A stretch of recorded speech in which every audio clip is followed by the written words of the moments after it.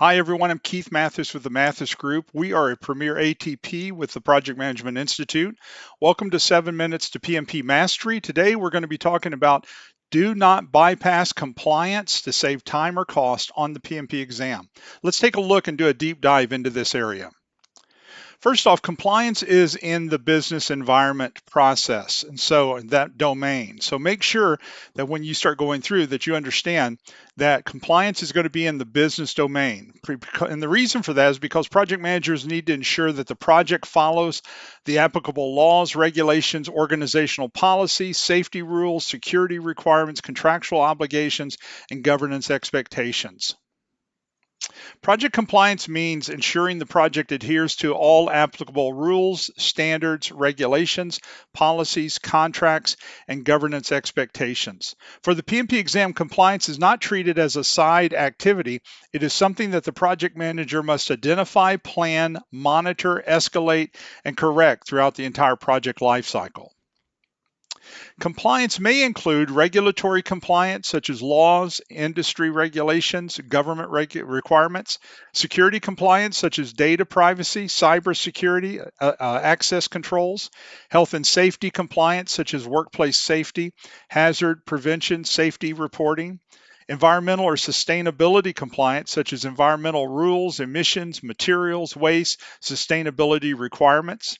Contractual compliance, such as vendor terms, service level agreements, procurement obligations. Organizational compliance, such as internal policies, governance rules, audit requirements. And then quality compliance, such as standards, acceptance criteria, testing requirements, and documentation rules. So as you can tell, there's a great deal of compliance listed just on this slide that they can be asking you about in the actual PMP test. The key PMP ideas is this: the project manager does not ignore compliance, does not delegate it, or wait until an audit fails. The project manager is proactive and they confirm the requirements. They plan to meet them, monitor them, and take corrective action when needed. So they're not waiting for it to be found out. They're looking at it continuously in everything that they're doing. There are some enablers to watch out for. Confirm project compliance requirements, classify compliance categories, determine threats to compliance, use methods to support compliance, analyze consequences of non-compliance, determine appropriate action to address compliance needs, measure the extent to which the project is in compliance. So PMP scenarios will likely test some of these areas here. So one of the things, these are several things that will come up on the test. A regulation changes during the project and they ask you how to handle it. A vendor is not meeting contractual or security requirements. A team wants to skip a required review to save money. An audit identifies a compliance gap. Stakeholders disagree about whether compliance work is necessary. A risk becomes a compliance issue. The team discovers that a deliverable may violate safety, legal, or data protection requirements. So this is just some of the different scenarios that they can throw at you. Here are some concepts candidates need to know. So compliance requirements must be confirmed early. A project manager should identify compliance requirements during planning and continue reviewing them throughout the project. Sources of these concepts could be laws and regulations, contracts, procurement documents, organizational process assets, enterprise environmental factors, governance boards, legal, security, safety, quality, regulatory experts, industry standards, customer requirements, product or deliverable acceptance criteria. So some traps on the exam to watch out for. When compliance is unclear, the best first action is usually to review the requirements, consult the appropriate expert, assess the impact, and follow the governance process. Don't treat all compliance items as equal, though. Some are mandatory legal obligations, while others may be internal policies or contractual requirements. The response depends on the category and the impact of that compliance. The PMP mindset for this would be a compliance threat should often be treated as a risk until it occurs. Once it occurs, it becomes an issue requiring immediate action. So PMI favors prevention, transparency, collaboration, documentation, and governance, not shortcut or informal workarounds. So we look for the answer that's going to support the PMP mindset. Compliance needs to be measured as well. So it's not just a yes or no kind of thing. So example of some of the compliance metrics could be the number of open audits finding, percentage of required approvals completed, number of safety incidents, security control pass rate, defect escape rate, vendor compliance score, required documentation completion rate, regulatory submission status, training completion percentage, number of unresolved compliance risk. All of these could be some of the metrics that they ask about.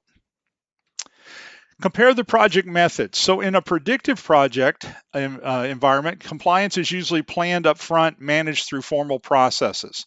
You use formal change control when a compliance affects the scope, schedule, cost, quality, risk, procurement, or a baseline. In agile environment, compliance is built into iterative delivery. So it's going to be per sprint. And so you do not wait until the end to check compliance. You build compliance into each increment that you're working on. And then, of course, hybrid is part of your PMP test. And so, in a hybrid environment, compliance often combines both formal governance with adaptive delivery. So, you tailor the approach. You use agile flexibility for delivery, but do not bypass mandatory compliance control. Anytime they ask about bypassing something that is compliance regulation, a compliance rule, bells and whistles ought to go off in your head because that's going to be a no-no. That's probably not going to be the right answer ever. Common mistakes and exam traps. So let me give you 7 of these. Trap number 1, ignoring compliance to protect the schedule. This is real easy for people to think that this sounds right when you're taking the test, but it's never right for you to bypass compliance. Trap 2, treating compliance as only the sponsor's responsibility. So that's going to cause you to want to escalate it. So that's not going to be the right answer typically. Trap 3, going directly to escalation. So in real life, we know that there is escalation. In the PMP world, though, the project manager has authority, and so the project manager should look for answers that he or she has control over in that situation. Escalation could happen down the road, but it's usually down the road. Trap number 4, confusing risk and issue. Trap number 5, assuming agile means less documentation. It might not mean that in this situation. Trap number 6, letting the product owner override compliance. No one should be overriding compliance. We must follow it. So look for the answer that supports that. And then trap 7, choosing the fastest answer instead of the governed answer. And so you want an answer that's still going to comply with everything, but still solve the problem and the issue with your project. So here's a test question for you. A project team is developing a customer facing application for a financial services organization using a hybrid approach. The team is delivering features in 2-week iterations, but the organization requires a formal security and regulatory review before any customer data can be processed in production. During a sprint review, the product owner asks the team to release a high priority feature immediately because a competitor has launched a similar capability. The feature has passed functional testing and early users are pleased with it. However, the security review is incomplete and the compliance officer has not confirmed whether the feature meets the organization's data protection requirements. Delaying the release will likely cause the project to miss an important market window. What should the project manager do next? A, approve the release because the product owner owns feature priority and the feature has passed functional testing. B, delay the release as access the compliant impact, work with the compliance officer and security team and follow the established governance process before production deployment. C, escalate immediately to the sponsor and ask the sponsor to decide whether the business opportunity outweighs the compliance concern. Or D, release the features to a small group of customers as a pilot while the compliance officer completes the review. So take a look at those, see if you can find your answer. Okay, let's look at our answer. The best answer was B. The project manager should not allow the team to bypass a required security and regulatory review. The correct PMP approach is to assess the compliance impact, involve the appropriate expert, follow the established governance process before releasing to production. This answer reflects the PMI exam logic because it respects the mandatory compliance requirements. It balances business value with legal, regulatory, and security obligations. It uses expert judgment from compliance and security personnel. It follows governance rather than making an informal exception. It prevents non-compliance instead of reacting after damage occurs. It recognizes that functional testing alone does not prove regulatory compliance. And the key issue is not whether the feature is valuable. It may be highly valuable. The issue is that the feature processes customer data, and the required compliance review is incomplete. So let's take a look at the other answers and see what's wrong with those. So if you selected A says approve the release because the product owner owns the feature priority and the feature has passed functional testing. This is wrong because the product owner does not have authority to override mandatory security, legal, or regulatory requirements. Functional testing confirms that the feature works. It does not confirm that the feature is compliant. What about C? Escalate immediately to the sponsor and ask the sponsor to decide whether the business opportunity outweighs the compliance concern. This sounds fine, and in many organizations, we even feel like that's what we would do in real life.